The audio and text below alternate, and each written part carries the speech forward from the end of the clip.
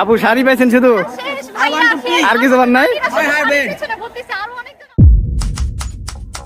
दोस्तों बांग्लादेश में पीएम शेख हसीना के इस्तीफा देने और देश छोड़ने के बाद अब बांग्लादेश में रह रहे हिंदू समुदाय की मुश्किलें बहुत ही बढ़ती जा रही है। उनके घरों में तोड़फोड़ लूटपाट की गई और उन पर हमला किया गया। बांग्लादेश से एक ऐसा वीडियो सामने आया जिसमें देखा जा सकता है कि कैसे हिंदुओं के घरों पर छात्र के नाम पर जिहादी हमला कर रहे हैं और महिलाओं बचाव के लिए गुहार लगा रही है। और भी बहुत सी वीडियो है जिसे मैं दिखा नहीं सकता, पर उस पर बात जरूर करूंगा। दोस्तों बांग्लादेश के प्रमुख अखबार द डेली स्टार ने अपनी रिपोर्ट में कहा कि देश में कम से कम 27 जिलों में भीड़ ने हिंदू घरों और दुकानों पर हमले किए, तोड़फोड़ और आगजनी की और सामान लूट लिया। ढाका के घर मंडी में सिंगर राहुल आनंद के घर पे भी आग लगा दी गई। यह घर करीब 140 साल पुराना था। सरियतपुर में धनुका मानसा बारी मंदिर में भीड़ ने तोड़फोड़ की। उन्होंने राधा कृष्ण की मूर्तियों को खंडित कर दिया और मंदिर परिसर में लगे 16 सीसीटीवी कैमरों को भी तोड़ दिया। इसके अलावा जिले में पार्वतीपुर उपजिला में एक काली मंदिर सहित 5 मंदिरों पर हमला किया गया। दिनाजपुर शमशान घाट में भी जिहादियों ने तोड़फोड़ की और कब्जा कर लिया।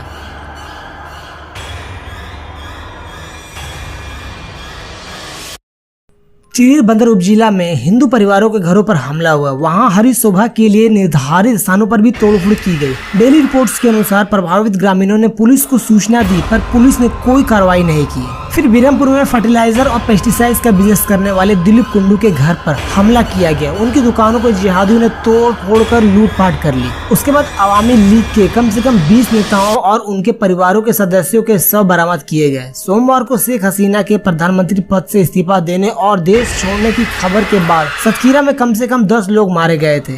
अवामी लीग के कई नेताओं और कार्यकर्ताओं के घरों और व्यापारिक धंधों में तोड़फोड़ और लूटपाट की गई। कम से कम 27 जिलों में इसी तरह की घटनाएं दर्ज की गई है। कई पुलिस स्टेशन में अगजनी हथियार और गोला बारूद लुटवा दिया गया, जिससे राजधानी ढाका और देश के अन्य हिस्सों में लोगों को, खासकर अल्पसंख्यक हिंदुओं के बीच गंभीर जान का खतरा हो रहा है। दोस्तों एक बात तो साफ है, शेख हसीना जब तक थी तब तक हिंदुओं के बचने के लिए एक दीवार बनी थी और एकदम से इस्तीफा देने के बाद वे दीवार हिंदुओं के लिए टूट गई। दोस्तों बांग्लादेश में 1 करोड़ 31 लाख के करीब हिंदू हैं। उनके घरों और दुकानों को आग के हवाले किया जा रहा है। हालत इतने खराब हो चुके हैं कि वहां रहने वाले करीब 7% हिंदू बीते 2 दिनों से खौफ के साए में हैं। बांग्लादेश में रहने वाले अल्पसंख्यक समुदाय, चाहे वो हिंदू हो या सिख या क्रिश्चियन, बीते 2 दिनों से डर के साए में रहने को मजबूर है। हालांकि ये पहली बार नहीं है कि बांग्लादेश में हिंदुओं पर बीते कई सालों से हमले होते आ रहे हैं। हिंदुओं के मंदिर, घर, दुकान, पैंडल में तोड़फोड़ और लूटपाट की खबर यहाँ आम बात है। इससे पहले भी बांग्लादेश में इस्कॉन मंदिर और हिंदुओं पर हमले के मामले कई बार आ चुके हैं। बांग्लादेश में हिंदू और अल्पसंख्यकों के घरों, मंदिरों और दुकानों को निशाना बनाए जाने पर भारत सरकार ने सिर्फ चिंता ही जताई है। केंद्र सरकार का कहना है कि वहां के मौजूदा हालत पे बारीकी से नजर रख रहे हैं। नजर रखने से क्या होगा, एक्शन लेने का समय है, नहीं तो वो दिन दूर नहीं जो आज बांग्लादेश में हो रहा है वो भारत में बहुत जल्द होने वाला है। क्योंकि जिहादी मानसिकता वाले भरे पड़े हैं, सिर्फ एक मौके का इंतजार में है। हम भाईचारा, सेकुलर, इन सब बातों में उलझे रहे और जिहादी अपना काम अंदर से बेफिक्र होकर कर रहा है। आप देखिए कि 1947 में 4 करोड़ को किराएदार बनाया गया था, आज वो 22 करोड़ हो गए। इससे क्या समझ आता है, जरा ध्यान से सोचिए। खैर किसी को कोई फर्क नहीं पड़ेगा, क्योंकि जो उत्पीड़न का शिकार होता है उसे ही समझ आएगा।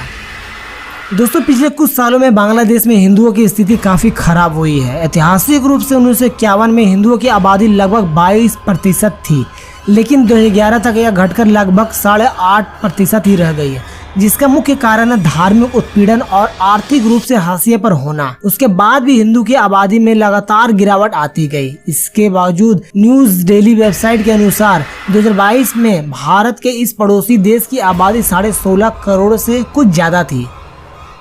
बांग्लादेश की आबादी में 7.95% लोग हिंदू समुदाय के हैं। संख्या के हिसाब से देखें तो हिंदुओं की संख्या 1 करोड़ 31 लाख है।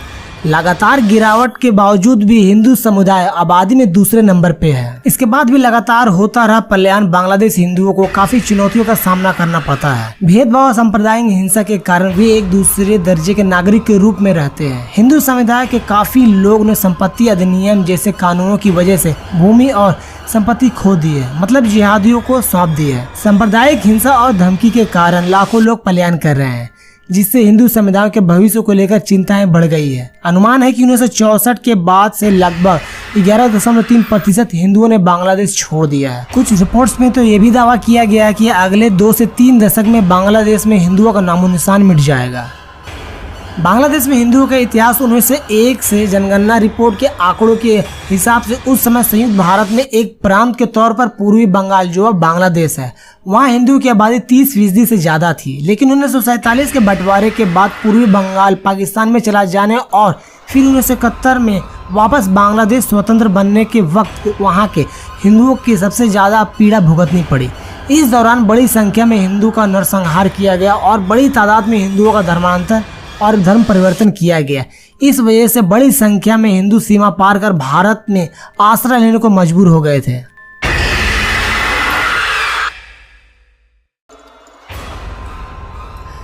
1971 में पाकिस्तान से अलग होकर वजूद में आए बांग्लादेश ने 4 नवंबर 1972 को अपनाए गए संविधान में खुद को धर्मनिरपेक्ष मतलब सेकुलर समाजवादी और लोकतांत्रिक देश घोषित किया था। लेकिन वो ज्यादा समय तक धर्मनिरपेक्ष नहीं रहा। 7 जून 1988 को उसने संविधान बदलकर खुद को इस्लामिक राष्ट्र घोषित कर दिया, मतलब सेकुलर और भाईचारा गया तेल लेने और भारत में से बेबुनियादी तौर पर ढो रहे हैं।